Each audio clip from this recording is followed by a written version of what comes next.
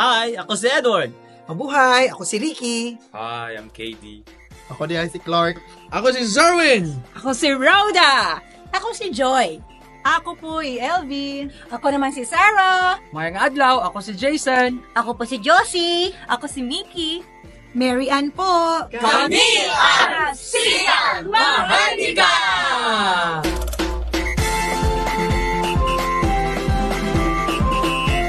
Ang trabaho namin dito is maging bridge of friendship para naman maintindihan nila tayo and tayo rin maintindihan natin sila.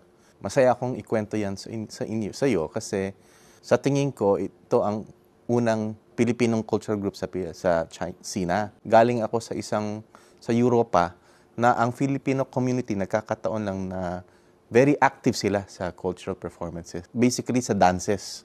So sabi ko magandang ideya yan kasi yung mga taong nasa labas ng Pilipinas, it's a way of passing on Filipino culture sa mga anak nila through cultural dances. So pagpunta ko dito, iniisip ko na baka meron ring interesado sa Filipino community na magbuo tayo ng cultural performance group.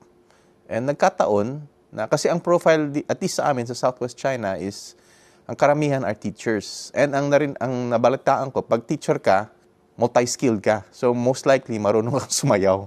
Nagkataon na yung karamihan doon ay medyo may inclination na sumayaw. So, nagkaroon ng meeting of minds. Kasi kung ako lang mag-request, tapos wala naman silang hilig, edi wala mangyayari. So, naging excited sila kasi I found out din na parang outlet nila ito. Initially, yung tatlong sayaw nila is to represent the three major areas, Luzon, Visayas, Mindanao. So, yan ang initial dance repertoire nila. And then, nalaman ko na nag-expand yung numbers nila.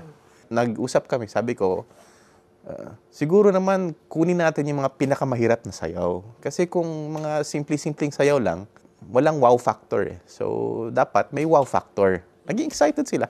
Nagbuo na sila ng grupo nila. Tapos, meron na silang regular practices.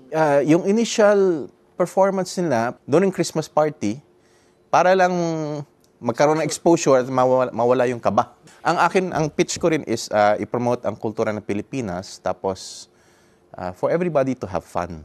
In the spirit of fun naman ito eh. So, after yung Christmas party, nagkaroon ng first anniversary ng Robinsons. Kinausap namin ang management ng Robinsons, pumayag naman na mag-perform sila. Nagulat rin ang management ng Robinsons. Ganyan pala sila. Akala na yung so and so lang. Pero medyo maganda naman ang choreography. Nagpa-practice sila ngayon para sa food festival. Ang tentative schedule is on May 19.